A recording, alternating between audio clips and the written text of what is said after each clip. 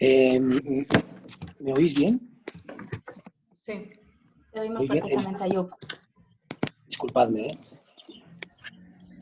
En primer lugar, quería presentar a nuestras ponentes.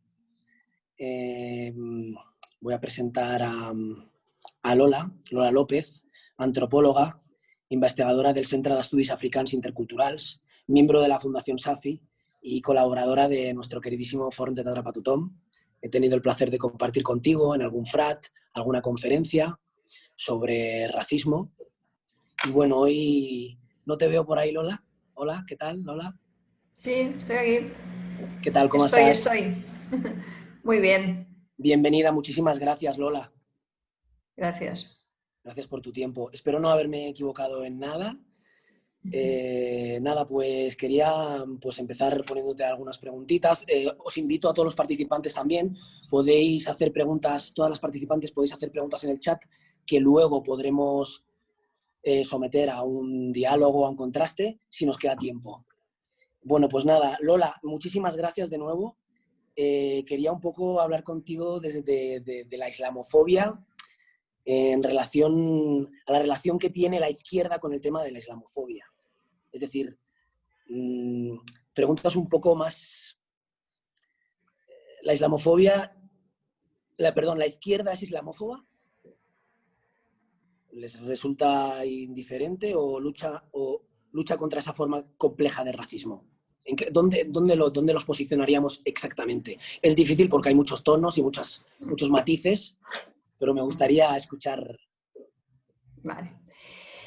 Bueno, en primer lugar, buenas tardes a todas las personas que están en la sala y gracias a Ina y al equipo que hay detrás, a Monse que está por ahí escondida, a Ayub que estaba en carretera y ha frenado, parado y corrido para estar ahora aquí moderando. Y a Natalia y a Jadilla por compartir este espacio, ¿no? Bueno, empezamos con materia y empezamos así como un poco fuerte. Respecto a la izquierda con el tema de la islamofobia, bueno, yo es que tengo la sensación de que hay muchos desencuentros, muchas dudas, muchas visiones, incluso cuando hablamos de islamofobia, ¿no? Nosotros en SAFI hacemos una definición, yo creo que muy cortita, pero lo suficiente, abarca lo suficiente para que entendamos. O sea, decimos que islamofobia es todo acto de discriminación, actitud hostil o perjuicio provocado a una persona por el hecho de ser musulmana, ¿vale?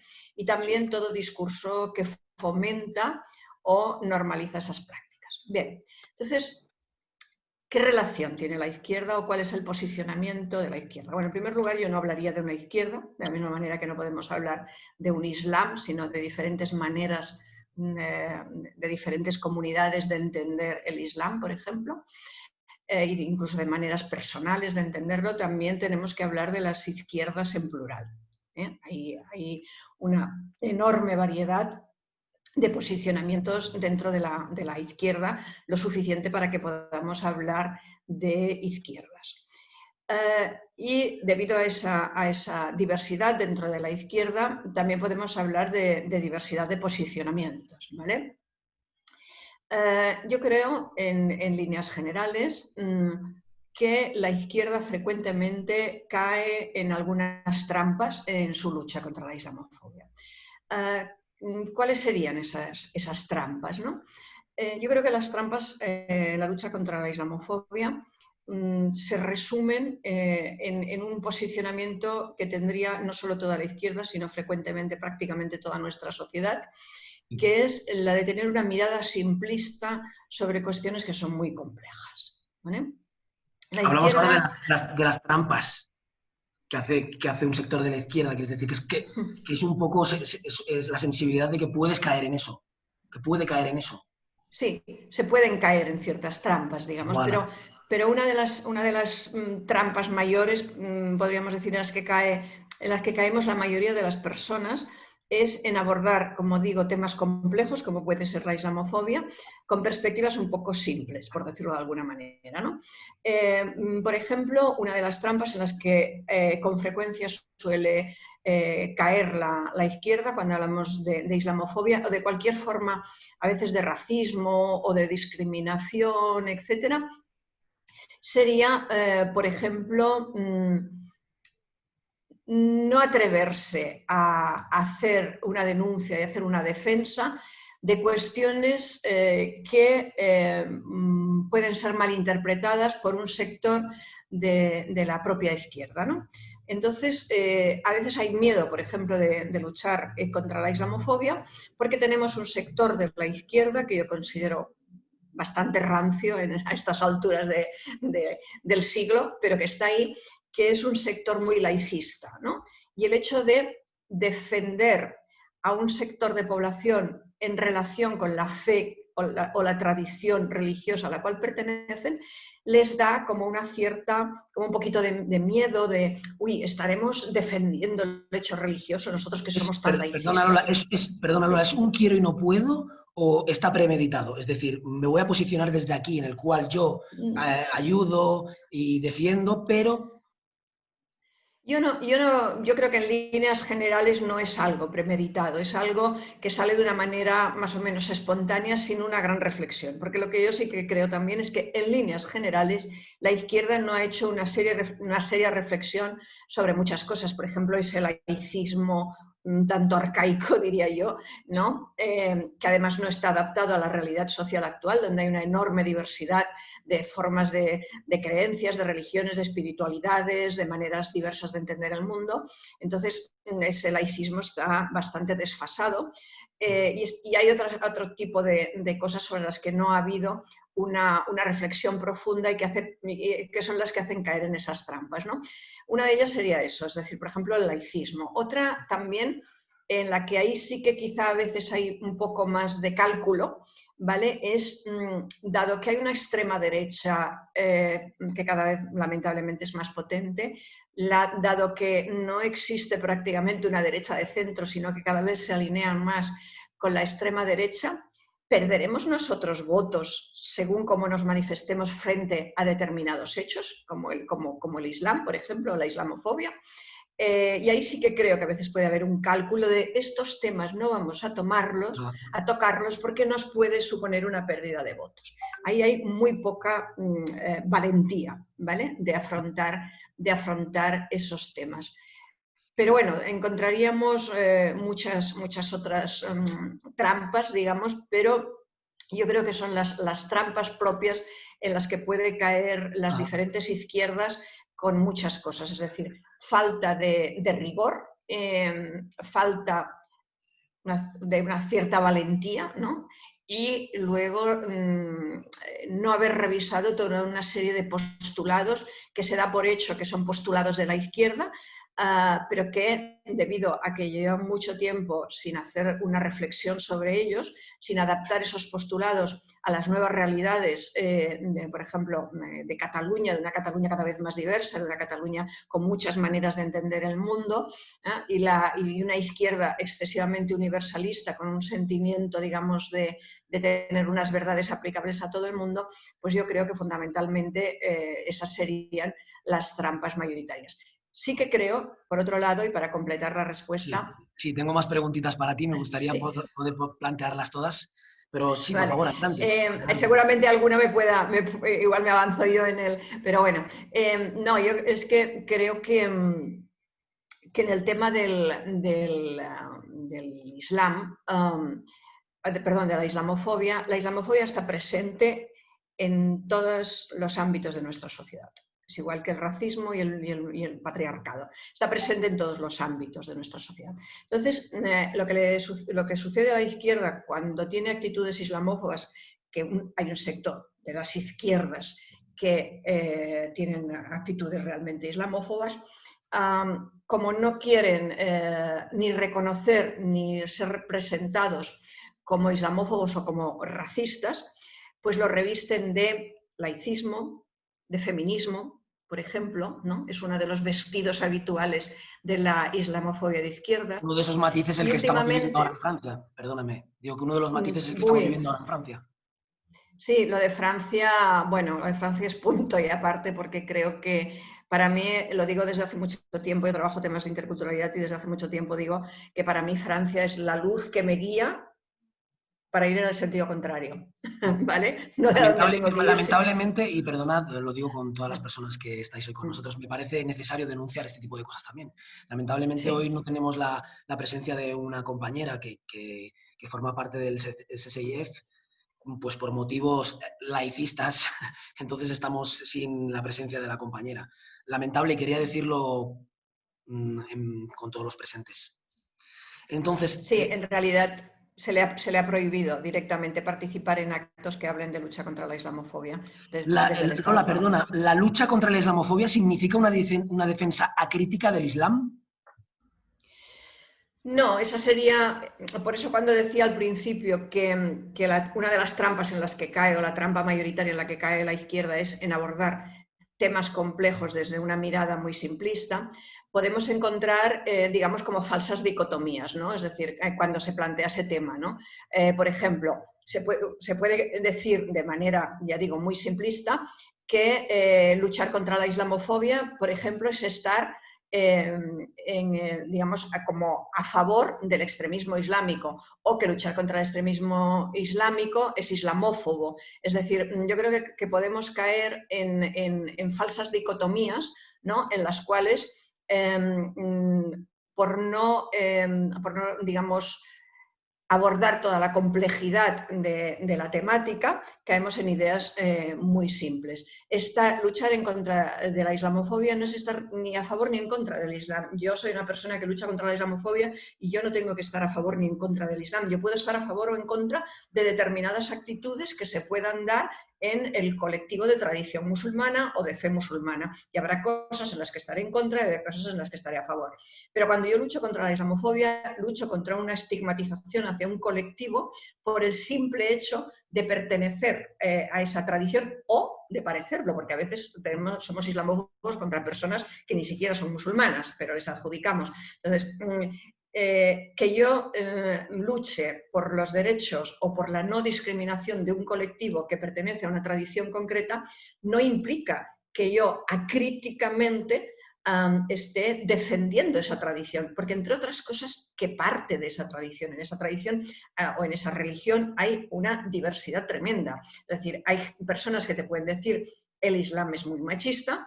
Yo conozco muchas feministas que se basan en el Islam para su feminismo y ambas cosas pertenecen al mundo musulmán. Entonces, no se trata de una defensa acrítica de un mundo complejísimo, se trata de la defensa de los derechos de unas personas que son leídas como musulmanas y que no sabemos si son machistas o feministas, si son demócratas o no lo son, o si son mil cosas que podemos ser cualquier persona perteneciente a esta sociedad. Qué bien. Me venía a la cabeza, justo estaba pensando que me venía a la cabeza Sirin, el libro de Sirin. ¿Cuál sería el posicionamiento correcto?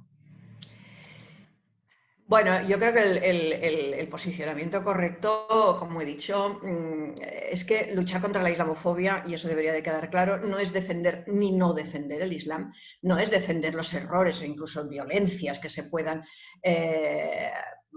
dar en nombre del Islam, pero que haya críticas legítimas al mundo musulmán no nos ha de hacer caer en la islamofobia, en el rechazo a todo lo relacionado con las tradiciones, con las culturas, con la religión musulmana. Que alguien diga no puedes defender, o sea, que cuando lucho contra la islamofobia me diga no puedas defender el Islam, yo creo que lo que tienes que decir es no, yo no estoy defendiendo una fe a la que ni siquiera pertenezco, ¿no?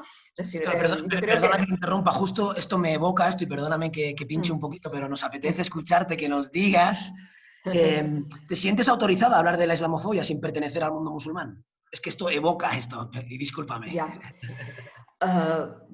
Por supuesto.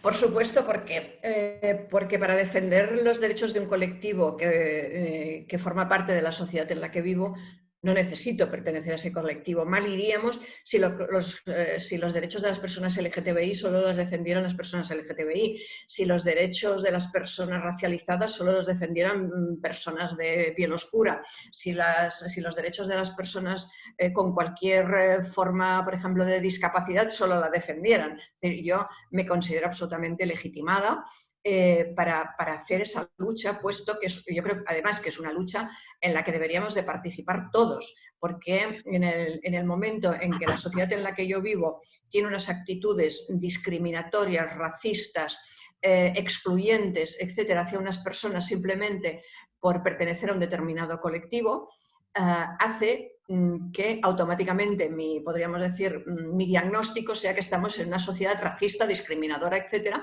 y esa discriminación que en este momento puede estar afectando a personas musulmanas, en otro momento me puede afectar a mí por tener más de 60 años o ser de estatura bajita, ¿no? Es decir, una sociedad cuando entra en las discriminaciones hacia colectivos que forman parte de esa sociedad, es un peligro para la propia sociedad, para cualquier colectivo que forme parte de esa sociedad. Entonces, en la medida en que yo defiendo desde muchos ámbitos vivir en una sociedad justa, en una sociedad igualitaria, en una sociedad que tenga una serie de valores, y la islamofobia va totalmente en contra de esos valores, independiente, o sea, yo por el hecho de no pertenecer al mundo musulmán me siento absolutamente, por supuesto que sí, no solo legitimada, sino que invito a todos los no musulmanes a sumarse a la lucha. Maravilla. Totalmente. Lola, muchísimas gracias. Quiero una chispita más, que creo que ¿estás a favor o en contra de las mujeres que llevan hijab? Uy, madre mía. Esa es una... está Sí, bien. Me gusta la pregunta porque plantea una de esas falsas. Digo, no, está muy bien que me lo preguntes así. Que no me caigas ni para allí ni para allí. Estás haciendo una trampa, ya te conozco, Ayul, me estás haciendo la trampa de posicionarte como si esa pregunta... No, entiendo lo que quieres decir. Tienen todos el micro apagado, pero creo que si preguntas a todo el mundo quiere oírte la respuesta de esta pregunta. Yo, mira, esa es una de las típicas falsas dicotomías en las que se cae cuando se habla de lucha contra la islamofobia y sobre todo vinculada a las ideas de izquierdas o a las personas de izquierdas. Eso es una falsa dicotomía. Yo no tengo que estar ni a favor ni en contra de que una mujer lleve en su cabeza lo que le dé la gana de llevar, ¿vale? Yo estoy a favor o en contra de otra cosa. Es decir, yo estoy a favor de la libertad de una mujer para decidir llevar o no llevar un hijab. Por lo tanto, si hay alguna mujer que no lo quiere llevar y es obligada a llevarlo, yo defenderé su derecho a no llevarlo y la ayudaré en mis escasas posibilidades en lo que pueda. Si una mujer decide llevarlo y alguien pretende obligarla a que se lo quite, también estaré a su lado luchando para que pueda llevarlo. Y ahí sí que quiero decir una cosa, por ejemplo, para completar lo que me preguntabas antes de si la lucha contra la islamofobia es estar a favor del Islam. A mí, la persona que le prohíba llevarlo o la presione para que lo lleve, o la persona que le prohíba llevarlo, es decir, que le presione para que se lo quite, o que la presione para que se lo ponga, cualquiera de estas personas que presiona a una mujer musulmana, o cualquiera, pero una mujer musulmana, para ponerse o quitarse un hijab, yo estaré en contra de esa persona. Y me es igual que esa persona sea musulmana, atea, creyente, de derechas o de izquierdas. Yo lo que voy a defender es el derecho de una mujer a decidir vestirse como libremente quiera, porque yo quiero tener ese derecho a vestir libremente. Entonces yo, por ejemplo, lo que a veces me chirría es que haya personas que defendiendo su derecho a hacer una cosa, la que sea, pretenda, para tener ella ese derecho a hacer esa cosa, que todo el resto de mujeres lo haga. Es decir, que una mujer que defiende no llevar hijab intente, por ejemplo, obligar a las que lo llevan a quitárselo, o que una mujer que decida llevarlo ella pretenda obligar a las otras a que lo lleven también. Yo estaré siempre defendiendo el derecho de una mujer a llevarlo o no llevarlo, lo que a ella le dé la gana. Yo no tengo que estar ni a favor ni en contra, yo puedo estar a favor o en contra de lo que me tenga que poner yo y pelearme, pero no, es que es una de esas falsas dicotomías, es decir, parecería que yo defienda el derecho de una mujer musulmana a llevar hijab esté defendiendo el hijab. No, lo que estoy defendiendo es un derecho a decidir. A que ella pueda llevar o quitar lo que ella quiera. Perdóname, esto me evoca una pequeña anécdota que quiero compartir con todos vosotros y luego te voy a hacer una preguntita que evoca también de esta anécdota, de esta reflexión. Mi hermana ahora tiene 22. Cuando tenía 16, un día apareció en casa y llevaba el hijab y quería poner el hijab y tal. Mis padres en ese caso le dijeron que no, porque claro, estás estudiando en la universidad, no, perdón, era en el instituto aún, en el liceo, con 16 años, y claro, llevar el hijab es algo, porque no puedes entrar a clase con él, te va a repercutir a nivel de tu vida, pues en la escuela, en el trabajo, pedir para hacer una entrevista. Y me acuerdo perfectamente que mis padres le dijeron que no. Claro, que aquí yo estaba posicionado en el lado de por qué le decís que no, y ella llorando porque quería llevarlo independientemente de que los astros se juntasen y que el mundo explotase. Ella quería llevarlo y al final no lo llevó porque tenía que acabar sus estudios. En ese caso sí que mis padres, ella era menor de edad, pero sí que mis padres tomaron esta decisión. Pues la verdad que fue duro, fue duro. Con esto que quiero, disculpadme que os moleste, yo soy muy así, hablo un poco de todas partes, soy un poco hiperactivo. Con esto que quería preguntarte, Lola, ¿cómo se puede luchar contra la islamofobia desde la sociedad en general, desde la política, desde la escuela?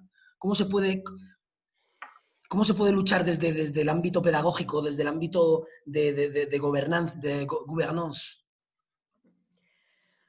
Uf, Y con qué esta te dejo en paz, te complicado. lo prometo, con esta te dejo ya en paz. Y vamos a nuestra siguiente Qué ponente. complicado, Yu. A ver, yo creo, y por eso cuando antes me has preguntado si yo me sentía legitimada sin ser musulmana para tener un posicionamiento frente a la islamofobia y luchar en contra de ella, toda una serie de cosas, la respuesta que te he dado antes serviría un poco para responder ahora también. Yo creo que tenemos que luchar por el bien de todos y de todas, por una sociedad donde se permita la diversidad, donde se permita la diversidad de maneras de ser, de entender el mundo, donde entre todos y desde posicionamientos distintos seamos capaces de construir un lugar en el que, en el respeto de unos hacia otros, podamos convivir en esa diversidad, ¿vale? Y eso, educar para eso, instaurar esa manera de entender el mundo en toda la sociedad, no serviría únicamente para la lucha contra la islamofobia, serviría para la lucha contra la homofobia, serviría para que no, yo qué sé, pues ahora se me ocurren cosas muy cotidianas, ¿no? Pero como para aquella chica que llega a los 38 años y aún no ha tenido hijos, ¿para cuándo? ¿Para cuándo? ¿Para cuándo todas tus amigas ya tienen Qué hijos? estigma Es decir, horrible. serviría para tantas cosas, es decir, tenemos un problema muy grave en esta sociedad y es que parecería, digo parecería porque luego nadie es capaz de definírtelo, pero parecería que hay un modelo a seguir, una manera determinada de ser en la que todos deberíamos de asumir. Luego ya digo que cuando preguntas cuál es, pues el uno te habla de la izquierda, el otro de la derecha, el otro de una cosa y el otro de otra, pero yo sí que creo que hay una manera correcta de ser y que sería esa lucha y lo que tenemos sobre todo que enseñar en la escuela, porque la escuela es un lugar digamos, de creación de clones y eso es fatal, es Donde construyen fatal. todo su bagaje durante años y horas a horario, a tiempo pleno de laboral. Está el niño ahí. Y sobre todo se intenta plantear un modelo que sirva para todos, cuando yo creo sinceramente que el único modelo que sirve para todos es aquel en el que todos, con nuestras características, nuestra diversidad, nuestras creencias, nuestra sexualidad, nuestra edad, etcétera, tengamos cabida. Entonces, mientras insistamos en exceso en la igualdad entendida como ser todos idénticos, como si eso fuera un valor en lugar de un problema, lo primero que no vamos a conseguir es combatir a la extrema derecha, porque la extrema derecha, y aquí hablando de islamofobia tengo que hablar de extrema derecha, la extrema derecha se basa en un principio muy simple, que es que están los buenos y los malos. Por supuesto, ellos y ese nosotros identitario que crean tan extraño, esa sería la bondad. Y todo lo demás es maldad o error o tal. En la medida en que el resto de la sociedad caigamos también en esas dicotomías de lo bueno y lo malo, lo correcto, lo incorrecto, el laicismo, las creencias, es decir, esas polarizaciones, mientras caigamos en presentar el mundo de una manera polarizada, estamos alimentando el marco ideológico de la extrema derecha, ¿vale? Por lo tanto, el marco ideológico de la islamofobia, de la homofobia, del antigitanismo, de la porofobia, de tantas fobias, discriminaciones y demás. En Este cambio, etnocentrismo. luchar y enseñar en la escuela y enseñar en la casa a tus hijos y y en todos los lugares, que hay muchas y muy diversas maneras de ser, de entender el mundo, de comportarse, muchas formas de familia, muchas formas de sexualidad, muchos tonos de piel, muchas cosas, ¿no? Y que todas ellas tienen, todas ellas forman parte de una sociedad sana. Para mí esa sería no solo la lucha contra la islamofobia, sino la lucha contra cualquier forma de discriminación. Lamentablemente estamos muy lejos de eso y ahora mismo parecería, bajo mi punto de vista, que tiendo a ser un poco pesimista, que la extrema derecha está ganando, o los extremismos están ganando terreno precisamente por la incapacidad del grueso de la sociedad de plantearse la complejidad que conlleva una sociedad diversa como la que tenemos, nos guste o no. Querida Lola, ¿cuándo llegará ese día en el que el ser humano nos demos cuenta de que la diversidad es el tesoro? Que el día en que los occidentales nos demos cuenta de eso, porque hay muchas sociedades que ya lo saben, pero a las que menospreciamos. Muchísimas gracias, Lola, por ser, por estar, por acompañarnos y por todo lo que nos has transmitido. Voy a dejarte un poquito, voy a pasar a hablar con Hadija, nuestra siguiente ponente, si te parece bien. Muchísimas gracias. Perfecto, gracias. Por favor, bienvenida siempre. Hadija, graduada en periodismo, máster en periodismo y comunicación digital, datos y nuevas narrativas. Actualmente escribe sobre educación e innovación en Inédit Magazine y colabora con varias entidades impartiendo charlas y ponencias sobre la islamofobia y el racismo en los medios de comunicación. Este tema me encanta. Hadija, bienvenida, muchísimas gracias por venir. Hola. Hola, ¿me escuchas bien? Sí, yo te oigo bien, le oímos bien, ¿no? Sí, creo Vale. Yo creo que sí. Genial. todo el mundo mueve la cabecita. Genial, pues muchas gracias por la invitación y por haberme dado la oportunidad de estar aquí. Espero poder aportaros mi granito de arena y bueno, esto es el espacio en familia, que ya he visto los participantes que hay, que son la mayoría los que siempre están cada año, así que gracias por acompañarnos cada año. Y básicamente esto que venimos aquí a debatir y hablar un poco de la islamofobia. Muchísimas gracias a ti por compartir tu tiempo y compartir con nosotros un poco, contrastar. Bueno, pues me gustaría que me hablases un poco. Si quieres hacer una introducción un poquito o si quieres te suelto unas preguntitas que tengo preparadas, como tú prefieras. Me gustaría que nos explicases un poquito pues que nos hablases un poco de los medios desde el punto de vista, cómo abordan los temas del mundo islámico, si hay islamofobia, si no, el discurso que tienen los grandes, los más a media, por favor. Sí, vale. Pues bueno, antes de empezar, quiero advertirte que yo me enrollo bastante, así que si ves que me paso el tiempo, tú me cortas y ya está. Con la mejor sonrisa Pues del mundo te invitaré a que vayamos pasando a nuevos temas. exacto. Vale. Pues para hacer una pequeña introducción, me gustaría hablar de la islamofobia en los medios de comunicación. Sé que hay varios estudios, incluso el Observatorio de la Islamofobia en los Discúlpame que medios te de interrumpa, comunicación. discúlpame que te interrumpa. Creo que el Sí, micrófono, no sé si es de los que cuelgan, porque creo que... O es un micrófono fijo, discúlpame. espera, es que llevo los cascos, los voy a quitar. Vale, perfecto. Pues mira, si los alejas un poquito de tu cuerpo, así, para que no choque, es que oímos un poquito de Vale, froto con ahora, la ropa. espera un segundo, ¿eh? Que me quito Ahora los genial, cascos. ahora genial. ¿Me oís ahora mejor? Nos oye. Sí, ahora muy bien. ¿Nos oyes tú? Sí, sí, sí, Muchísimas gracias. perfecto. Ahora muy bien, muchísimas Vale. gracias. Discúlpame, por favor. No, no, gracias por avisar.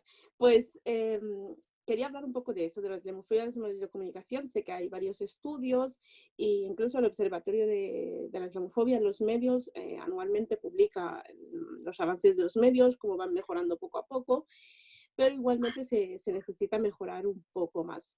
Yo de lo que quería hablar son de los 3 ingredientes principales o los componentes que forman parte de una noticia para crear una información islamofóbica, que básicamente son 3, es el tema, el lenguaje y las fuentes, que son como los ingredientes base para cada periodista.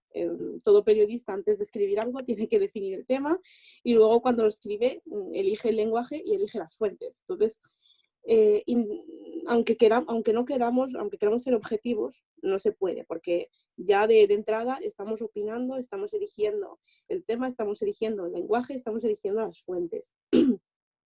Cuando observamos el tema en los medios de comunicación, vemos que hay como una selección tendenciosa del tema, ¿no? Que la mayoría de temas de los que se habla sobre Islam relacionados con los musulmanes son temas negativos, relacionados sobre todo con la violencia, el terrorismo, el machismo. Antes Lola, por ejemplo, hablaba de que hay muchos movimientos feministas que basan su crítica hacia el Islam en vez de basarlo hacia el patriarcado de forma general.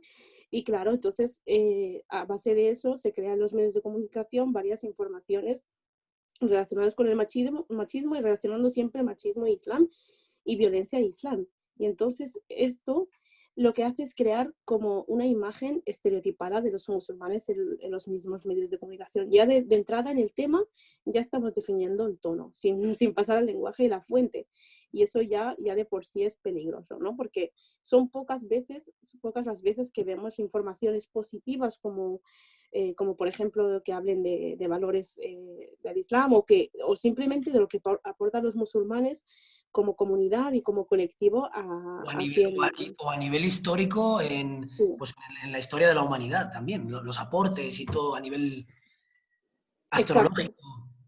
exacto. Incluso a nivel histórico. De hecho, cuando estudias la historia, esto seguramente los que han estudiado aquí en España lo sabrán, pero cuando estudiamos en segundo de la ESO la historia y pasamos a hablar del Andalus, más que hablar del Andalus, lo que hablamos es la violencia que existe en el Andalus. Hablan de los moriscos y de los violentos que eran, pero más allá de eso no se habla ni de los avances, ni de lo que pudieron aportar antes, ni de lo que aportan ahora. Entonces, ya de por sí es una cosa negativa. Entonces, esto determina la perspectiva de una noticia, de un reportaje, una crónica, lo que sea que esté escribiendo el periodista. Además, ya de por sí crea como un tono de prevención, ¿no? Cuando te dicen esto o cuando relacionan violencia con Islam, lo que están diciendo es, cuidado, cuando veas a un musulmán o cuando sientas hablar del Islam, ten cuidado, ¿no? Crean como un miedo generalizado y lo que se crea es como un enemigo común de Occidente. Entonces, Occidente, que es Estados Unidos y Europa básicamente, lo que ha creado es como un enemigo común a quien dirigir su odio y su miedo. Y este enemigo, muchas veces nos preguntamos por qué se ha elegido el Islam o por qué los musulmanes son como el enemigo en este caso. Muchos de los autores y autoras opinan que básicamente lo que está haciendo ahora en este siglo es sustituir el vacío que dejó la Unión Soviética antes, porque antes el enemigo común de Occidente o de Europa y de Estados Unidos era la Unión Soviética, luego pasaron a ser los palestinos, luego los árabes y ahora en el siglo XXI, desde principios del siglo ya directamente, fue lo que sería el Islam y los musulmanes. Y es que, aparte de eso, lo que hacen es utilizar el lenguaje para, digamos, perpetuar esta visión islamofóbica que hay en los medios de comunicación. El lenguaje es una herramienta y es una herramienta fundamental para el periodista. O sea, sin lenguaje, sin palabras, no es como nuestra herramienta principal. Trabajamos con eso y eso es de que nuestra profesión va de eso. Pero muchos de los periodistas y muchas periodistas también la utilizan como arma para camuflar sus opiniones islamofóbicas. Ahora os comentaré unos ejemplos así de forma genérica. Para que veáis de lo que os hablo. Por ejemplo, cuando utilizan eufemismos, lo hacen para camuflar esa opinión islamofóbica. Si hacéis una búsqueda en Google, bueno, no lo vamos a hacer en directo, pero podéis probarlo mientras estáis escuchando o luego. Hacéis una búsqueda en Google y ponéis terrorismo global y veréis que la mayoría de lo que os sale son resultados relacionados con el Islam. Con el Islam no, sino más bien con Daesh y con el yihadismo y con Al-Qaeda. pero no sale otro tipo de terrorismo, no salen terrorismos o atentados perpetuados en Noruega, en Nueva Zelanda, que también es terrorismo, no salen otro tipo de terrorismo que también existe. Simplemente se enfocan en el terrorismo que ya existe, bueno, en Daesh y Al-Qaeda, básicamente. Eso De hecho, existe, pero que lo tienen catalogado con sí, sí, con otra terminología. seguramente. Seguramente será, no sé, alguna otra cosa le habrán puesto, pero no le habrán puesto el término de terrorismo. No, no, no. Exacto. Extremista radical de ultraderecha o cosas así. He oído yo lo de Nueva Zelanda y oí Ah, cosas que me quedé sí, muy lejos. Discúlpame. algo así. Y, y además, yo cuando hice la búsqueda, porque lo probé para ver si era real, bueno, no me sorprendió porque ya digo, ya lo tenía como asumido, pero me sorprendió ver que una de las asignaturas que salía, porque me salía como un enlace a una asignatura de la UNED, que se llama Terrorismo Global. Y cuando entras en la guía docente de esa asignatura, de lo que hablan es de Al-Qaeda y Daesh. Y el resto no existe otro terrorismo global. O sea, están educando desde las universidades a las personas a que el único terrorismo global que existe es ese. Que no digo que no haya que decirlo, evidentemente hay que informarse y hay que informar a la gente en eso, pero informando de todo lo que existe, de las dos caras de la moneda. Una pregunta, ¿qué consecuencia del uso negativo de los términos árabe ligados a la religión islámica? ¿Qué consecuencias tiene esto? Del uso tan, o sea, de demonizar, Sí, por ejemplo, el término yihadista. sí. Vale, pues eso tiene, bueno, eso también es otra herramienta que utilizan los medios en el lenguaje, ¿no? Que utilizan esos conceptos para asociarlos a la violencia y tiene muchas consecuencias, sobre todo en la vida diaria de las personas, porque a la hora de estar públicamente y querer utilizar esos términos que para nosotros tienen un significado muy diferente del que les dan los medios de comunicación, pues tenemos el miedo a utilizarlos, ¿no? Por ejemplo, hay un estudiante en 2016 que iba en un avión en Berkeley que lo expulsaron por decir Inshallah. Inshallah significa Dios mediante o que si Dios quiere. Y entonces lo expulsaron del avión por decir esa palabra, porque estaba hablando por teléfono y le dijo a su tío que luego le llamaría Inshallah, ¿vale? Y entonces le expulsaron del avión. Y hay personas también que cuentan experiencias de que cuando están en aeropuertos o en metros y cuando dicen Allahu Akbar, pues como se les mira raro si están en la vía pública, pero es que si están en el aeropuerto ya son motivo de sospecha. Y eso atenta contra la libertad religiosa, porque no poder decir que Dios es grande en un metro o básicamente sentado en un banco en la Plaza Cataluña, pues es bastante fuerte y discriminatorio, ¿no? Porque, a ver, alguien dirá, sí, lo puedes decir, pero te enfrentas al riesgo ese y a la sospecha y nadie quiere problemas, ¿no? Entonces esas serían las consecuencias. Luego también, ¿sigo hablando o que tienes otra pregunta? Como tú quieras, tengo preguntas, Ah, puedo vale. ver contigo lo que Vale, estás no, porque yo hablo sin callar, ¿eh? sin problema. Bienvenida, bienvenida. Estaba pensando que es como decirle a la gente no decir Jesús cuando estornuda. Exacto, exacto, Implica exacto. que a lo mejor sí. Vale. Y Claro, sobre todo porque también es que, pensando en el término islamista, que sí, yo no conozco cristianista ni o sea, el, este, judista. claro, este término, cuando lo he buscado en la RAE, he encontrado islamista, que lo explica, pero los otros no. Sí, sí, sí. Es lo mismo que pasaba con Jihad, que no sé, no he hecho la búsqueda, pero cuando yo hice mi trabajo de fin de grado, la palabra Jihad se definía como guerra santa y ya de por sí es una definición errónea. Entonces eso, cuando lo ven, aparte de que la RAE lo tiene mal, luego los medios de comunicación lo utilizan de la misma forma y claro, crean esa imagen, esa asociación de que Islam y musulmán significa violencia, terrorismo y miedo. Luego también hay otra cosa, otro recurso que utilizan los medios de comunicación, que son las metáforas. Y es que a mí las metáforas me gustan mucho, son muy bonitas, las utilizo también, pero ellos las utilizan bastante mal, porque hablan de guerra santa, hablan de una ola islamista, avalancha. Y entonces estas metáforas lo que hacen es contribuir a más estereotipos aún. De hecho, creo que vi un artículo así que ponía algo, hablaban de London, este es un artículo antiguo, de no sé si era 2014, pero hablaban de Londres y hablaba de una bomba de relojería, que Londres era una bomba de relojería en relación con que había muchos musulmanes. Entonces, claro, relacionar la bomba, el término bomba de por sí con musulmanes, ya es hacer una asimilación negativa. No muy acertada. Exacto. Y luego también hay otra tendencia que he visto mucho, que seguramente habrán oído mucha gente, que es la tendencia a inventarse vocábulos añadiéndolos como un sufijo al final, como por ejemplo Londonistán.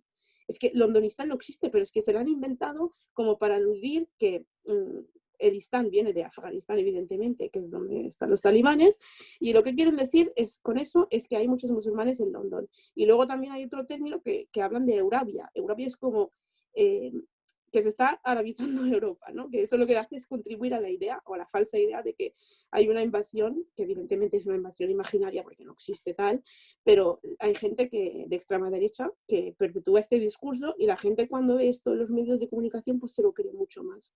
Y también hay otro término, no sé si lo habréis escuchado, pero es el de musulmania, claro, porque dicen que los musulmanes venimos de Musulmania. Eso ya... Lo vi, además se hizo viral ese vídeo. Sí, claro, hizo boom en los medios de comunicación. Eso ya es la máxima expresión de la creatividad, ¿no? Sí, sí. Háblame un También... poquito... Sí, disculpa. Dale, dale. No, pregúntame. No, estaba pensando en el nosotros, vosotros, en el yo, en el otro, en el silenciamiento del otro. Sí, vale. ¿A quién Luego damos también... voz? ¿A quién dan voz? ¿A quién no? ¿Qué tipo de voz? ¿En Sí, qué se basa? ¿Por qué se da voz? Y también luego me gustaría, si tengo 2 minutillos, también me gustaría decirte, porque yo en mi caso soy actor, hago muchos papeles de árabe en ficciones españolas, de parrilla de Telecinco y todo esto, entonces me gustaría seguir escuchándote y luego poder a ver si podemos contrastar rápidamente. Hablamos Vale. del otro y a quién damos voz, el silenciamiento del otro. Vale, pues las fuentes, bueno, es una de las herramientas muy importantes, ¿no? Entonces los medios a través de las fuentes personales eligen a quién dar voz. Lo que hacen es escoger una fuente personal cuando están investigando un tema, pero claro, esa fuente, ¿quién es la fuente? ¿Cómo la han escogido? Ese es el problema, el criterio de escoger esa fuente. El peligro está en que cuando una periodista tiene unos prejuicios y unos estereotipos, lo que hace es buscar una fuente que responda a esa imagen o ese estereotipo que tiene en su cabeza. Si esa persona cree que los musulmanes son violentos, que las mujeres musulmanas no tienen estudios, pues lo que va es a buscar ese perfil, o si encuentra otro perfil, no destaca, destaca las cosas que responden a su mentalidad, pero si hay una cosa que rompe con su paradigma, directamente se aleja de eso, o lo esconde o no lo cita, porque además luego elegimos las citas. Entonces, todo eso ya es un proceso de elección, y si una persona es islamofóbica de por sí, tanto consciente o inconscientemente, sí, lo que provoca eso es que haga noticias o reportajes o lo que sea islamofóbicos, ¿vale? Y además también lo que se hace es, cuando se da voz a las personas musulmanas, escoger aspectos negativos. Por ejemplo, hace poco ha habido la tendencia de visibilizar casos de ex musulmanas que contaban sus experiencias, que eso no digo que no se tenga que hacer, evidentemente se tiene que visibilizar. Si una persona ha sufrido una injusticia, pues se tiene que visibilizar, pero una cosa es visibilizar a las personas que han sufrido injusticia y luego también otra persona que siendo musulmana pues tiene una buena experiencia, y otra cosa es simplemente centrarse en lo negativo sin mostrar lo positivo.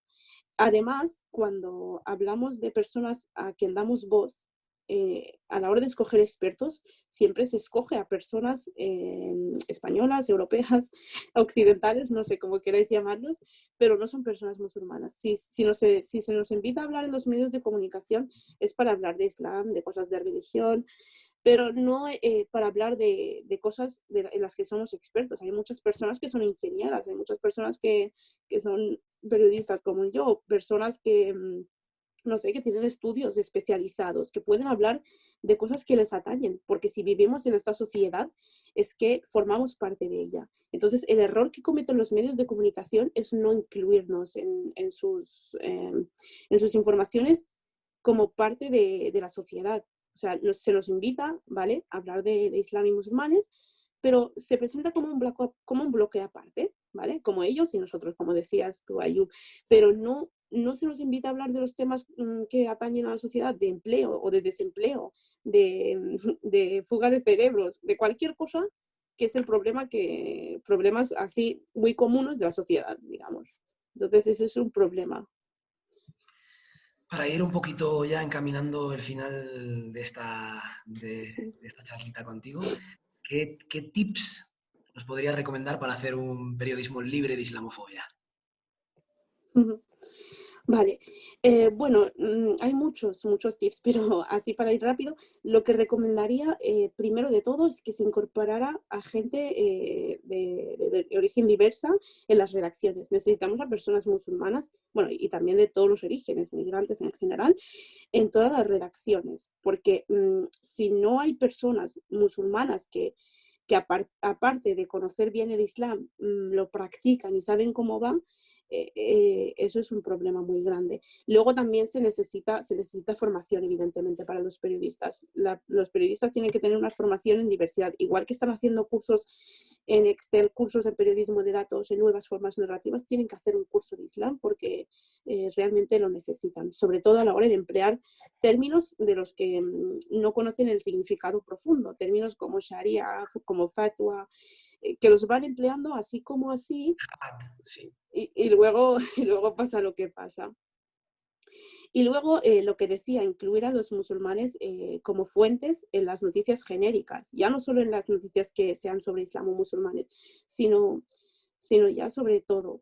Por ejemplo, ahora que estamos con la crisis del coronavirus, ha habido como algunas noticias sobre cómo les se iban a los empresarios y autónomos, pero en ningún momento yo he visto a una persona autónoma o empresaria musulmana aparecer en los medios de comunicación y decir cómo le iba con el coronavirus, porque ellos también están sufriendo, pero no salen, es como si no existieran. Pero si habláramos de Islam, sí que saldrían, pero es que no se trata de eso, se trata de salir en todo, porque formamos parte de la sociedad.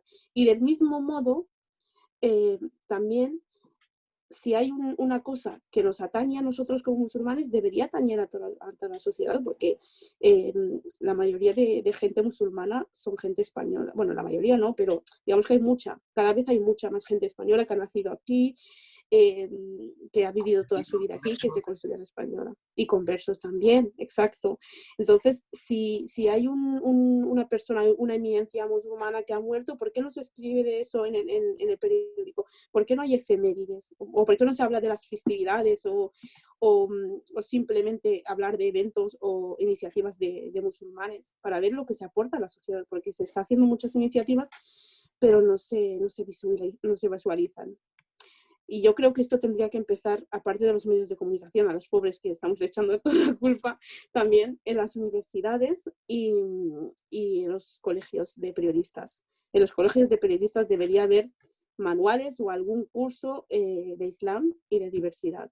Y en las universidades también.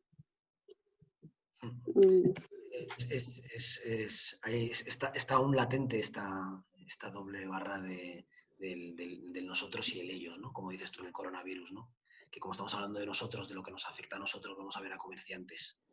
No vas a ver a un carnicero, ni vas a ver a un señor que a lo mejor puede tener un negocio exitoso también, pero bueno, para acabar ya, discúlpame, herramientas de denuncia para denunciar las actitudes de islamofobia. ¿Qué herramientas podemos desarrollar? Vale. Bueno, hay varias herramientas. Este punto considero que es importante porque a veces vemos algunas cosas graves que se podrían catalogar como islamofobia, porque las cosas leves ya las aguantamos, pero es que hay cosas que sí que son graves y que se deberían denunciar. Y por eso creo que hay varias, bueno, que estaría interesante conocer estas herramientas. Hay, por ejemplo, una aplicación que se llama Islamofobia, No sé si en iOS se puede descargar, pero en Play Store sí. Entonces lo que Android sí, hace en es... Android sí, En Android, sí, exacto. Entonces, a través de esta aplicación se puede denunciar. Luego también está el Observatorio de la Islamofobia el Observatorio de la Islamofobia en los medios, que también tiene un correo para si ves una noticia así islamofóbica en los medios de comunicación o un contenido islamofóbico, pues lo envías y lo puedes denunciar. Y también hay otro correo de la Asociación Musulmana de los Derechos Humanos, que se llama informaislamofobia@gmail.com, que es para denunciar también actos islamofóbicos. Y bueno, aquí en Barcelona, no sé fuera, pero en Barcelona también hay una oficina para la no discriminación en las que te ayudan a denunciar tanto de forma presencial, telefónica o telemática. Y en general en España, para los que no estén en Barcelona y estén fuera, pueden utilizar Alerta de Discriminación, que es una plataforma de denuncia, que es para todo tipo de discriminaciones, pero hay un apartado que puedes marcar que es un ataque religioso. Entonces, estas herramientas estaría bien tenerlas en cuenta. Y luego está, no es una herramienta, pero creo que sería efectivo en las redes sociales, que la mayoría de jóvenes estamos, hacer contranarrativa. ¿Qué quiero decir con esto? Quiero decir que coger, por ejemplo, si vemos un comentario islamofóbico muy ofensivo, pues generar otro comentario positivo o que haga una contranarrativa contra eso. Y entonces, esa sería otra forma de denuncia si no queremos recurrir a estas plataformas. Y bueno, Perdona, para recordar a todos nuestros sí, participantes del Desafi, también está la plataforma UDIC. exacto, sí. Sí, también. Y bueno, para ir acabando, ya que hemos estado hablando de periodismo, lo que me gustaría remarcar es que el periodismo de por sí tiene que tener una perspectiva humanista, ser un periodismo que más que generar guerra, que es lo que está haciendo en el caso de la islamofobia, tendría que generar paz, tendría que abogar por el diálogo y la paz. Hay un periodista que fue profe mío y al que admiro bastante, que decía que lo que ha fracasado en este mundo, o sea, lo que ha fracasado es la paz, no ha triunfado la guerra. Entonces, lo que tenemos que conseguir es que triunfe la paz y desde los medios de comunicación pues se puede hacer. Por eso yo creo que es importante que prestemos atención y no decir que los medios de comunicación reproducen lo que hay en la sociedad, porque no es verdad, sino que influyen muchísimo. Jadilla, muchísimas gracias. Ha sido un placer compartir contigo. Con tu permiso voy a pasar a nuestra siguiente ponente, Natalia Andújar. Hola, Vale, Natalia. gracias a vosotros. Muchísimas gracias, muy amable. Hola, ¿qué tal? Hola, Natalia. Natalia es profesora de secundaria desde hace años, imparte cursos y conferencias sobre la islamofobia, feminismo e islam y ha colaborado en diferentes publicaciones. Si no he entendido mal, ella es profesora de secundaria en Francia. ¿Es así? Así es, sí. Encantado, un placer. Gracias por estar con nosotros esta tarde. Gracias por la invitación. Cuéntanos un poquito, Natalia, por favor, cómo está la cosa ahora mismo a nivel, bueno, aparte de la que está cayendo a nivel sanitario, crisis sanitaria, ¿cómo están las cosas por los centros educativos de Francia, de secundaria sobre todo? ¿Cómo están las cosas por allí? Bueno, el contexto sanitario imagino que como en toda Europa, ¿no? Que estamos un poco siempre con retraso porque vamos reaccionando tarde y en lugar de anticipar los problemas. Y bueno, sobre todo pues con un impacto brutal, psicológico, tremendo, con bueno, los últimos atentados que han tenido lugar en Francia, que ha creado pues todo un sentimiento de crispación, de miedo, inseguridad, censura, islamofobia, y la verdad es que hay muchísima tensión. O sea, no solamente ya el contexto de por sí sanitario es complicado, a todo esto se añade pues un momento muy tenso, se acercan además las elecciones y bueno, es como un cóctel molotov, está ahí todo como una olla a presión y bueno, está la cosa complicada. Pero Entre los jóvenes se palpa un poco eso, hay comentarios, se nota ese ambiente entre los mismos jóvenes. pues hay mucho miedo, mucha autocensura, mucho miedo a ser, porque claro, a ver, a mí un poco, digamos que el testimonio que me gustaría aportar sería la cuestión del racismo estructural, el racismo de Estado o institucional, que, bueno, es decir, una cosa es tener estereotipos promovidos a través de los medios de comunicación o la ignorancia de la gente o porque, bueno, porque tenga que ver con unos intereses políticos.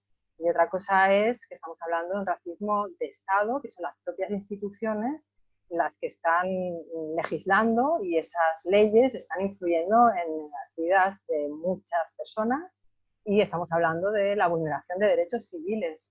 Entonces, no es que alguien por la calle te insulte, o sea, no son cuestiones individuales, sino que se trata de algo sistémico y ese es el grave problema que en Francia, bueno, la islamofobia, como en otros países europeos, pero aquí se acusa mucho más, es este racismo de Estado que ni siquiera se oculta, ¿no? O sea, hace unos años, hace 20 años, según qué cosas se afirmaban, pues podían directamente adjudicarse a la extrema derecha. Hoy en día se han normalizado porque hay una derechización de todo el espectro político que ha virado hacia la derecha y entonces argumentos que antes se utilizaban para los votantes de extrema derecha, hoy en día pues también se utilizan desde la izquierda hasta la derecha, ¿no? O sea, es algo sistémico y eso es mucho más preocupante porque cómo te deshaces de la influencia de un Estado en el que es como una maquinaria, una apisonadora que no permite pues, las libertades fundamentales, que en teoría no deberían de ser negociables ni deberían de ser coyunturales según los intereses de los gobiernos sucesivos. Eso es un poco lo que incluso desde el gobierno actual, con Macron, el presidente, pues niegan que haya racismo de Estado y de hecho incluso se censura este tipo de conceptos en lugar de aceptar que se puede hacer unos debates, incluso en el sector académico pues no se permite que los investigadores utilicen esas terminologías porque evidentemente va contra digamos, quienes están en el poder. Y sí, esto es un poco la situación que se está viviendo, pues muy tensa, ¿no? Hay mucho miedo, mucha o sea, autocensura por miedo a ser señalado, a ser atosigado, a ser denunciado de manera totalmente impune, ¿no? Además... Y todo amparado en la laicidad, ¿no? Que había oído hace poco unas noticias que unos padres habían dicho un comentario, y el hijo había hecho un comentario, y como estábamos en este ambiente del profesor que mataron y todo esto, fueron a casa, recogieron a todos los niños y adeu-siau, como decimos en Cataluña. Bueno, incluso habían dicho que si algún padre venía a quejarse por el hecho de mostrar las caricaturas en el centro escolar, que esos padres iban a recibir unas sanciones o iban a tener un castigo. Discúlpame. Sí, no, la verdad es muy complejo porque hay muchos matices, hay muchos detalles que se escapa del, digamos, el gran público porque no se quiere filtrar y se ha dado una versión oficial muy, que va en la línea del discurso oficial, pero luego incluso se ha puesto en entredicho el trabajo del Ministerio y de la propia institución, del Ministerio de Educación, en el que la propia jerarquía pues, no protegió al profesor, cuando hubo, de hecho, el propio profesor pues, denunció, fue a la policía, dijo que estaba en una situación complicada, que necesitaba protección y el Ministerio de Educación no reaccionó. Y bueno, todo esto se oculta, evidentemente no es para decir, bueno, hay que depurar responsabilidades, porque a esa persona no se le protegió en su momento, todo esto se ha ocultado, no se quiere escuchar esta problemática. Pero bueno, más allá de eso, a mí me gustaría un poco remontarme a lo que es para situar a las personas que nos están escuchando, lo que diferencia, sobre todo a nivel jurídico, Francia del Estado español. La gran diferencia, por así decirlo, a nivel que eso repercutirá en las leyes y en la concepción de lo que es laico o la laicidad, es que España, como Estado, es un Estado aconfesional. Francia no es un Estado aconfesional, es un Estado laico, y ahí hay una gran diferencia.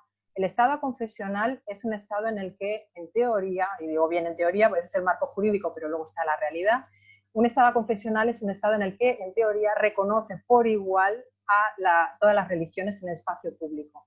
Y el Estado pues, tiene, digamos, el rol, juega el papel, todo eso muy teórico, de velar por la igualdad de todas esas religiones en el espacio público. Y sabiendo que bueno, en la práctica no es así, porque Iglesia Católica tiene unos concordatos con el Vaticano que hace que tenga una serie de privilegios, aunque, y por ir rápido porque no es el tema que toca hoy, bueno, se quiso compensar ese privilegio con la firma de los acuerdos de cooperación de 1992, que establece la relación de la comunidad musulmana, evangélica, o sea, los protestantes y los judíos con la administración, con el Estado, esa interlocución, pues a través de los acuerdos de cooperación, pero está muy lejos de equipararse legalmente a los privilegios que tiene la Iglesia Católica. Resumiendo, el Estado confesional, pues un Estado que vela por, teóricamente, la igualdad de todas las confesiones en el espacio público. Francia es un Estado laico, es decir, en principio no reconoce ninguna religión y hay una estricta separación entre la Iglesia entendida no Iglesia Católica, sino las religiones, quiero decir, las religiones y el Estado a partir de la ley de 1905. Esa es la teoría. Y esa ley de 1905 actualmente está completamente pervertida y se hace un mal uso del propio concepto de laicidad, al cual la mayoría de musulmanes adhieren y dicen que no se cumple, o decimos que no se cumple esa ley de 1905. Y ha pasado a ser, fijaros lo que voy a decir, la laicidad en Francia ha pasado a ser una religión dogmática. El laicismo, no la laicidad, o sea, el laicismo entendido hoy en día es una religión con unos dogmas, con un papa, una cabeza espiritual que sería el presidente, y hoy en día nadie puede cuestionar la palabra república, la palabra laicidad, la palabra libertad de expresión entendida según el Estado, como debe ser entendida. Y luego hablaremos de eso también, de la libertad de expresión. Si se plantea un debate en ese sentido, directamente es que no hay debate y tú eres, estás en contra de la laicidad. Es decir, no hay debate posible porque es una manera estrecha y parcial de entender la laicidad, o sea, que ha sido pervertido ese concepto y nos encontramos en una situación en la que se utiliza el concepto de laicidad al servicio de un Estado totalmente policial y securitario en el que las políticas tienden a cerrar filas, a dar más poder a los policías y a vulnerar los derechos civiles, derechos fundamentales de la sociedad. Y afecta a todos, o sea, en primer término a los musulmanes, a las personas musulmanas, porque hay leyes que van directamente, o sea, no se puede ocultar, ¿no? Como la ley de 2004, que prohíbe, dicen, los signos ostensibles en la escuela pública, pero aparte de los hijab no hay otros signos ostensibles en Francia, porque la presencia del catolicismo es muy inferior, no hay crucifijos en las aulas, ese no es el debate. De hecho, popularmente... A no ser que vayas con una camiseta de Bob Marley y una hoja de marihuana grande en la camiseta y ahí te dice el cap de estudis. Pues sí, podría ser, pero bueno, y quiero decir que ese no es el debate. De hecho, cuando una ley se le pone un apodo y popularmente se le llama de una manera, eso ilustra bastante lo que hay detrás, ¿no? Y la gente no le dice la ley contra los signos ostensibles, sino la ley contra el hijab, popularmente se conoce así, ¿no? Totalmente, sí. Y nadie le dice la ley contra la kippah o la ley contra, no sé, una sotana, ¿no? O sea, eso no se evoca. Es decir, que todo el mundo sabe, igual que cuando se dice, por ejemplo, los barrios populares. Eso, en lenguaje en Francia, quiere decir los barrios donde viven los negros, los árabes, los musulmanes. Eso es lo que quiere decir barrios populares, ¿no? Pobres, porque los futbolistas viven en los negros futbolistas, musulmanes futbolistas, árabes futbolistas es otro tema. O sea que también hay el tema Claro, pero bueno, digamos que lo que está todo más candente y donde el Estado tiene ahí, digamos, un pulso de clase, un pulso contra el racismo, un pulso contra esas leyes discriminatorias y también a través de los medios de comunicación, son esos barrios que dicen, bueno, que ahí es como si todo fuera perfecto y de repente existen esos barrios que son como champiñones y que están al margen, cuando es el propio Estado el que con sus políticas pues margina a un sector importante de la población. Bueno, pues eso un poco para situar, ¿no? el marco jurídico tan diferente que algunas veces nos olvidamos, ¿no? De que los estados, pues cada estado tiene una manera de legislar diferente y Francia, bueno, si pensamos recapitulamos todas las leyes últimas, que es un bombardeo de leyes para controlar a la población musulmana de confesión musulmana o de cultura musulmana, ¿no? No necesariamente creyentes ni practicantes, sino que se identifican como musulmanes. A partir de 1985 más o menos, que coincide además con una de las grandes manifestaciones contra el racismo a nivel nacional, pues no ha parado de haber leyes. Ahora estamos en plena ley de seguridad global, que tiene una subley que sería contra el separatismo. Bueno, ¿quién se separa de quién y por qué? Sí, esto me gustaría que nos explicases un poquito más en profundidad, porque es algo que a mí se me escapa. Porque lo de la ley de la policía, no grabar a la policía, bueno, hemos visto lo que le pasó al productor en París, que menos mal que grababan las cámaras de tal. Es verdad que con el tema de la crisis sanitaria hemos vivido, y había bavure policial, había aprovechamiento del poder del policía, y es verdad que gracias a poder grabar hemos visto que esto se ha incrementado muchísimo. Los intereses que tienen ellos detrás de todo esto, y por favor, esto de la ley contra el separatismo, si podrías profundizar un poquito, por favor, porque se me escapa a mí de las manos.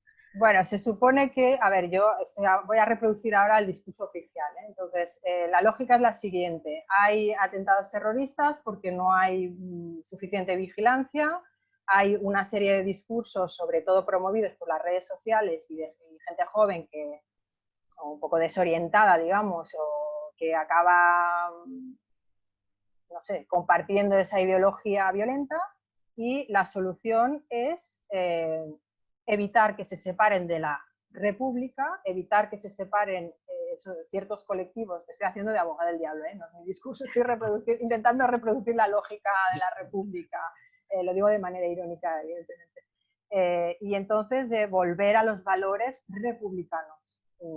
Y eso se hace, es una caza de brujas, directamente. Se están cerrando asociaciones que lideran pues, la lucha contra la islamofobia, se están cerrando mezquitas porque ha habido discursos al margen de que puedan ser o no más o menos discutibles. Bueno, ahí entra ya también el debate de la censura o no censura, de la libertad de expresión, y hasta qué punto, porque una persona, bueno, un imam, tenga un discurso no apto para, según los cánones o lo que rige el Estado francés, porque eso tiene que repercutir en los fieles que van a esa mezquita, ¿no? O sea, que se cambia el imam.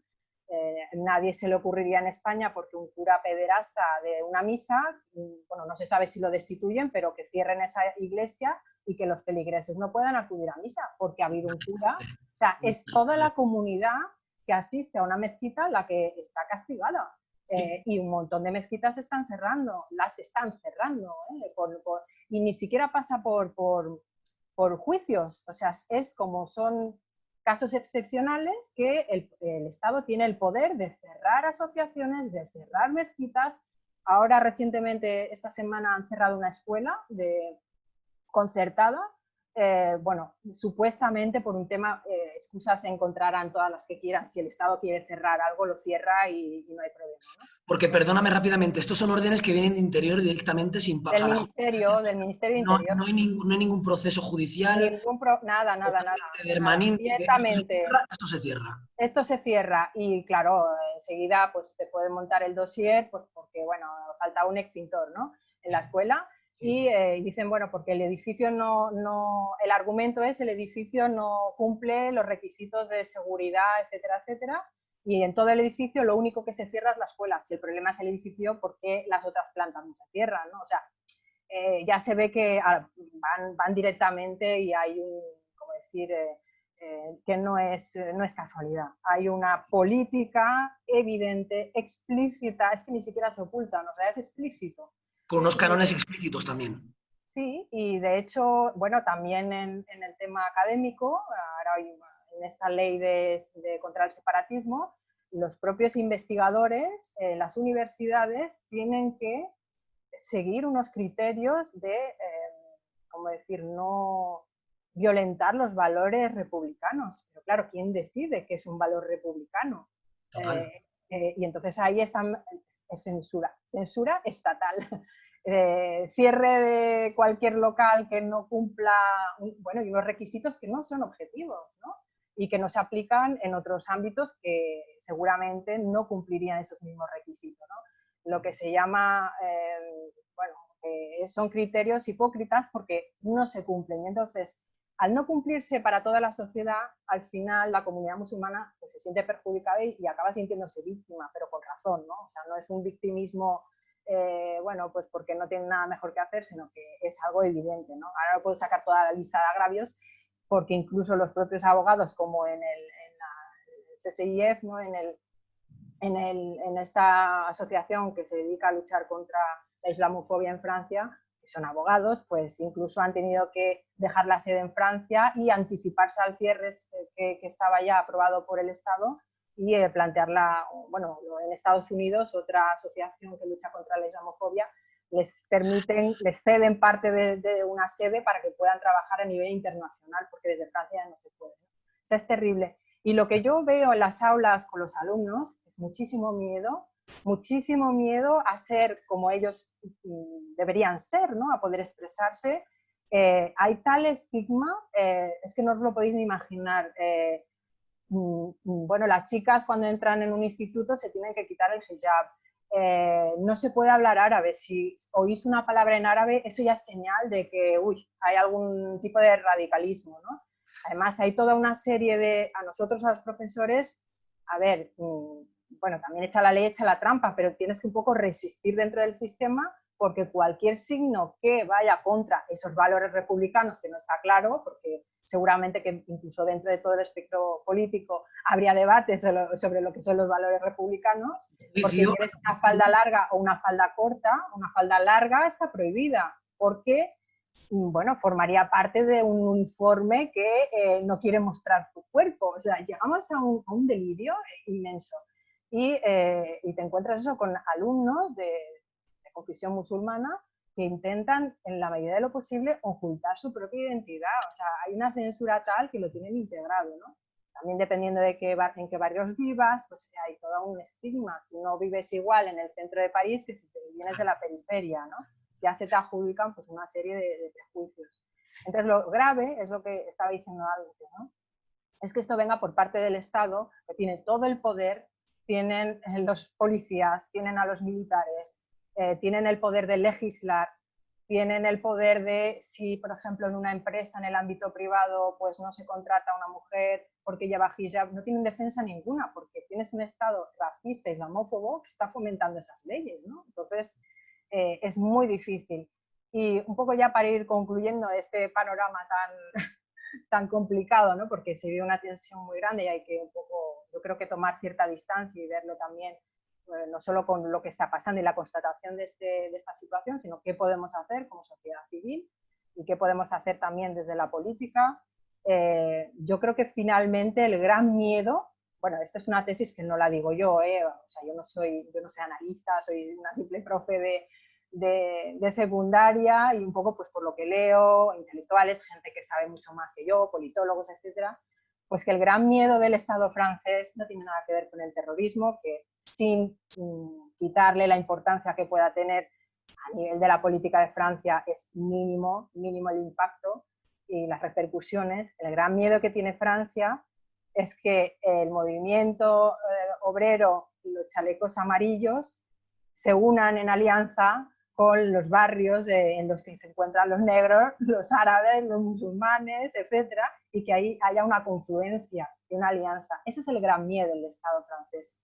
Y ante eso, lo que ha hecho, se ha anticipado y ha hecho una serie de leyes que prohíbe cualquier movimiento, cualquier asociación, cualquier alianza que venga del sector de la comunidad musulmana, porque supuestamente pues, intentan separarse, intentan boicotear o bombardear desde dentro la república, los pilares de la laicidad, y ese es el gran miedo. Eso lo vieron enseguida, bueno, antes de la cuarentena de primavera, cuando vieron que era casi inminente, ¿no? Y eso es el gran miedo del Estado francés. Qué triste que nos recuerda a tiempos pasados, pero no tan lejanos. Pues la verdad que sí, está... Entonces, bueno, el espectro político, ya hemos comentado antes, ¿no? Desde la izquierda hasta la derecha, pues la islamofobia atraviesa, ¿no? Y el racismo, la islamofobia entendida como un tipo de racismo, ¿no? Pues el racismo está en todos los sectores políticos, eso no... Pero bueno, la cuestión es, a pesar de que en todo no nos vamos a poder poner de acuerdo, el aliado natural, digamos, de las minorías es la izquierda. Ahora hay que ver la izquierda, porque claro, la comunidad, es que parece que decimos, por un lado está la comunidad musulmana o las minorías, y por otro lado está la izquierda. A ver, es que la comunidad musulmana también es de izquierdas en parte también, ¿no? O sea, no es o la política por un lado, los musulmanes por el otro, y que los musulmanes se tienen que aliar con la izquierda. Es que los musulmanes también son izquierda, ¿no? O sea, parece como si la comunidad musulmana sean, bueno, gente nueva que acaba de llegar y les tienen que explicar cómo va esto de la política. No, a ver, aquí hay un impulso importante en los barrios, eso es algo que quizá todavía no se ha visto en el Estado español, por la propia historia de cada país, ¿no? Y de cada Estado, pero la fuerza que tiene Francia con los sindicatos, la clase obrera, se une en temas de manifestaciones nacionales que se tira todo el país a la calle, o sea, que hay unas movilizaciones tremendas y claro, lo último que querría el Estado francés para evitar romper el status quo, pues es que eso, que todos esos sectores vean que tanto el clasismo como el racismo, como el sexismo, como son sistémicos, pues hay todas esas minorías, que en realidad yo diría que somos mayorías, nos tenemos que unir y ahí el Estado francés no puede hacer nada contra toda la población. Naturalmente, sí. Debe ser una convergencia natural claro. de la lucha de clases, la lucha antirracista, la lucha de todos los colectivos minoritarios, que como bien dices, al fin y al cabo acabamos siendo una mayoría muy diversa, que ahí es donde está el tesoro, pero es la mayoría. ¿No crees que es porque también, ya para acabar, porque es mi última ya, que deberían, que para converger deberían de es complicado porque son puntos muy diferentes de muchas cosas diferentes. Creo que ahí es donde está la complejidad del asunto, perdóname. Bueno, habría que hacer concesiones. Es necesario hacer concesiones, porque claro, si tú vas con tu agenda particular, y de hecho también otra cuestión, digamos, para no ser eficaces, es aislarnos, ¿no? Aislarnos y, claro, un pulso contra el Estado, a ver, aunque solo sea por número, o sea, de manera cuantitativa, en Francia 5 millones de musulmanes y ahí somos, que no lo sé ahora, no tengo las cifras, pero pongamos, no sé, 60, 70 millones de habitantes, aunque solo sea de manera cuantitativa, el pulso pues está perdido, ¿no? Es decir que, a ver, no es la población, es la población, la sociedad civil, que tiene que decirle al Estado cómo debe legislar, no al revés, no es el Estado el que decide. Y de hecho hay algo, es una anécdota que pero ilustra bastante bien un poco al hilo de lo que estoy comentando. Bueno, esto existe en toda Europa, pero sobre todo Francia lo usa y abusa de ello, que es Natalia, me quedan 2 minutitos, por favor, discúlpame. El registro ese, que es de seguridad. Y si estás registrado ese, pues se te limitan tus libertades, aunque no hayas cometido ningún crimen, es lo que se llama el precrimen. Y estamos todos fichados prácticamente, y hay diferentes niveles. Bueno, a lo que iba. Pues, por ejemplo, movimientos ecológicos que son antiglobalización, antimundialización, están también fichados por el Estado por temas de seguridad y ellos mismos dicen, pero si nosotros no somos terroristas, no hemos hecho nada, ¿no? Es decir, bueno, esto que quiero ilustrar, que si el Estado es policial, el Estado vulnera las libertades fundamentales, si el Estado es un Estado securitario y basa sus políticas en el miedo y la gente reacciona por culpa del miedo, al final afecta a toda la población, toda la sociedad civil. No es algo de musulmanes, estamos hablando de libertades fundamentales y nos tienen que tener enfrente a todos. Ahora habrá que ver qué estrategias, qué alianzas, etcétera. Eso es lo que hay que hablar y quizá cada grupo primero por separado y luego confluir en estrategias comunes. Y ese es el gran miedo de cualquier Estado, que toda la sociedad civil se una y nos tengan enfrente, que sepan que no nos van a desunir y que vamos a una. También es su arma, el miedo, que es la que tenemos que ponernos de acuerdo para poder saltar. Bueno, paso a las preguntas que nos han hecho en el chat, que por favor, muchísimas gracias Natalia, pero no quiero que te vayas aún, porque la pregunta que tengo primera es para Natalia. Que muchísimas gracias a todos por participar, que aún tenemos tiempo, hay chance hay oportunidad de poder escribir alguna preguntilla que queríais que contestase alguna de nuestras ponentes, por favor, que tengáis la libertad de exponerla con muchísima libertad. Para la redundancia. Perdóname, Natalia, me preguntan por aquí, una pregunta para Natalia. ¿Crees que la islamofobia de Estado en Francia se puede equiparar con el antisemitismo del siglo XX?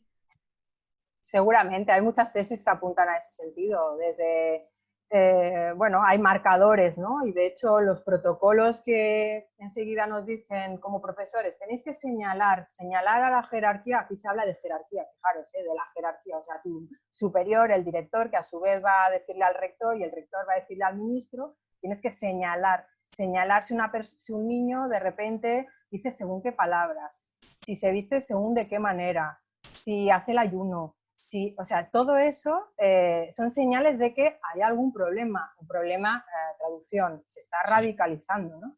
Entonces, eso es terrible. ¿Directrices concretas? Perdóname, ¿Perdona? a nivel, el equipo docente tiene directrices, esto es una pregunta mía que me nace ahora, ¿tenéis directrices concretas? Bueno, por ejemplo, si vemos que una chica está cubierta, se supone que tenemos que denunciarlo a la dirección. Evidentemente yo me hago la loca y no he visto nada, ¿no? Claro, Hay muchos temas tabús que no se pueden abordar, no se puede hablar de religión, aunque sea en clave confesional, como hecho religioso, histórico. Hay mucho, es lo que estaba comentando antes, ¿no? Que al final la república y la laicidad se ha vuelto una especie de religión en el sentido intransigente de la palabra, ¿eh? Y bueno, hay una serie de dogmas y no se puede ir contra esos dogmas porque si no eres enemigo de la República. Natalia, muchísimas gracias por tu testimonio. Es como agua de mayo ahora mismo, sobre todo en la situación que está viviendo la República, el Estado vecino. Muchísimas gracias por haber estado con nosotros. Por favor, quédate un poquito más. Voy a lanzar la última pregunta, que es para Lola. No sé si me oye, si podéis abrirle el micrófono, por favor. Gracias, Natalia. Gracias. Ya ahora, después de la pregunta, me despediré de ustedes. Lola, no sé si me oyes. Sí. Tengo una preguntilla, además quería mandártela a ti, sobre la situación de los mal llamados menas. ¿Cómo sufren estos jóvenes la islamofobia? En 3 minutitos, por favor. ¿Cómo lo percibes tú? Por favor, gracias. Bueno, no, a ver, te puedo dar mi impresión como ciudadana. Realmente no es un tema en el que haya trabajado directamente, pero reúnen varias características para ser víctimas de muchas formas de discriminación.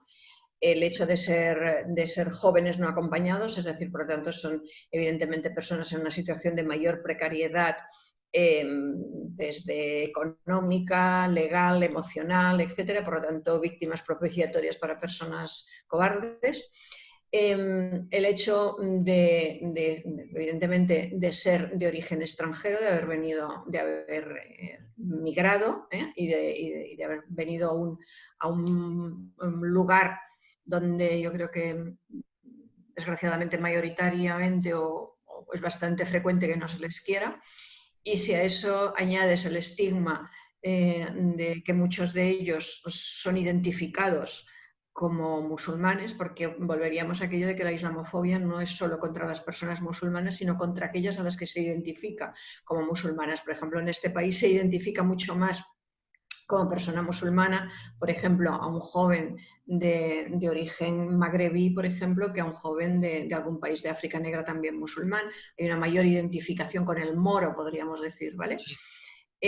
Todo eso unido a la complejidad de la situación en la que se encuentran, en muchos casos de una desprotección importante, lo cual da lugar pues bueno, a que en determinados barrios o eso te los encuentres por la calle. A ver, como si encontrarse a gente por la calle fuera un problema, ¿eh? No lo estoy planteando desde ese punto de vista, pero quiero decir que son visibles, que por una cuestión posiblemente identitaria tienen ciertos signos que ellos mismos deciden, ¿no? Del pelo cortado de unas determinadas maneras, etcétera, pero un look determinado, que supongo que para ellos es muy modernillo y muy majo, pero les identifica muy fácilmente. Viene de una ola que está arraigada al movimiento esto de la soledad, del gorba, que le llamamos en árabe. El gorba, que es la soledad, hay un movimiento musical que define un poquito hoy en día al guay, que viene del rai.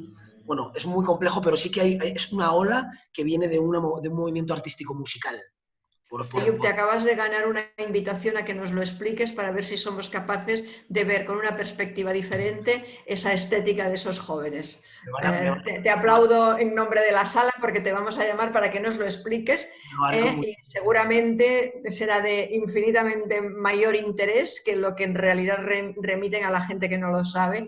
Vendré con vídeos, ¿no? Para que lo podamos disfrutar todos y ver de dónde nace todo ese... Perfecto. Lola, muchísimo. En todo caso tienen esa estética que también les identifica fácilmente. Y bueno, a partir de ahí, digamos, esa es la tormenta perfecta para ser objeto de identificaciones arbitrarias, de acusaciones varias, de xenofobia, de miedos, de toda una serie de cosas en las cuales sí, realmente el hecho de ser de tradición musulmana aumenta esos miedos, porque yo he leído a veces, de vez en cuando, tengo que tener el estómago muy bien para hacerlo, pero de vez en cuando me meto en algún chat de estos así, un poco como de extrema derecha, ¿no? Bueno, un poco como bastante, ¿no? Es decir, tiene que ser un día que mi nivel de acidez esté bajo, etcétera, porque si no me coge, en fin, me pongo un poquito enferma. Pero precisamente hablaban de estos menores sin referentes familiares como los futuros terroristas. O sea, como están viniendo los que de aquí a unos años van a atentar contra nuestra vida, ¿no? Es muy bestia, pero eso está ahí. Por lo tanto, yo creo que es lo que se mama en ese tipo de ambientes. ¿No? Sí, no, así como si son menores, por ejemplo, de otras procedencias u otro tipo de inmigrantes, es la cuestión de vienen aquí a aprovecharse de nuestras ayudas y toda una serie de cosas. Respecto a estos jóvenes, por el lugar del que provienen y por sus tradiciones religiosas, ya no se presentan como unos vividores que vienen a vivir de nuestras ayudas y no sé cuánto, sino como un potencial peligro que nos va a agredir. Hay que derribar. De aquí a un tiempo. Lola, muchísimas gracias. Discúlpame. Da miedo. Tenemos que dejar ya aquí esto. Muchísimas gracias a nuestras ponentes, a Safi, a Forn de Teatre Patutom. Muchísimas gracias a todos los participantes, todas las personas que habéis estado con nosotros. Espero que nos volvamos a ver muy pronto. Podría dejar la palabra a Aina. Muchísimas gracias. Disculparme por este poquito tiempo que ha sido intenso, pero ha sido muy rápido. Tengo al minibús que me están esperando, que se tienen que ir, que mañana montamos. Perdonadme que meta en Madrid, estaré en el Teatro Español, os invito a que vengáis a ver Puertas Abiertas, es la función de teatro que estoy haciendo, que habla de la noche de los atentados del Bataclan, con Cayetana Guillén Cuervo y un servidor. Me encantaría veros, es una reflexión muy interesante de Abel Folk, que podríamos también debatir un día de la perspectiva, de la visión que tienen de la obra, de lo que representa la obra. Me haría muchísima ilusión que cualquier persona de las que estamos aquí hoy compartiendo vengáis a ver ese otro punto de vista de cómo se aborda el tema y las reflexiones que ponemos sobre la mesa. Muchísimas gracias, Lola, muchísimas gracias, Jadisa, muchísimas gracias, Natalia, gracias de nuevo, Patutom, Safi. Aina, si quieres tú retomar en nombre de Safi. Perfecto, yo me despido de todos ustedes, muchísimas gracias, nos vemos muy pronto. Muchas gracias, Ayub. Hasta pronto. Hasta pronto. Es lo que tiene tener a estrellas de coordinadores o de... que las estrellas tienen unas agendas que tienen que salir corriendo. Si hay alguien por aquí de Eibar, si hay por aquí alguien del País Vasco, estaré en Eibar mañana. Si os queréis pasar, estáis bienvenidos. Chao, Ayub. Adiós, Ayub, gracias. Gracias a ustedes. Bueno, pues nada, ya son las 7:40 casi, nos hemos pasado ya de la hora prevista. Veo que no hay más preguntas, así que si os parece damos el webinar por finalizado. Os informo también de que estará colgado, lo vamos a colgar en nuestra página web, en redes sociales y en nuestro canal de YouTube. Así que, bueno, nuestra página web es safi.cat y nada, y ya está. Que muchísimas gracias por haber asistido. Gracias. Chao. Chao. Adiós. Adiós. Chao.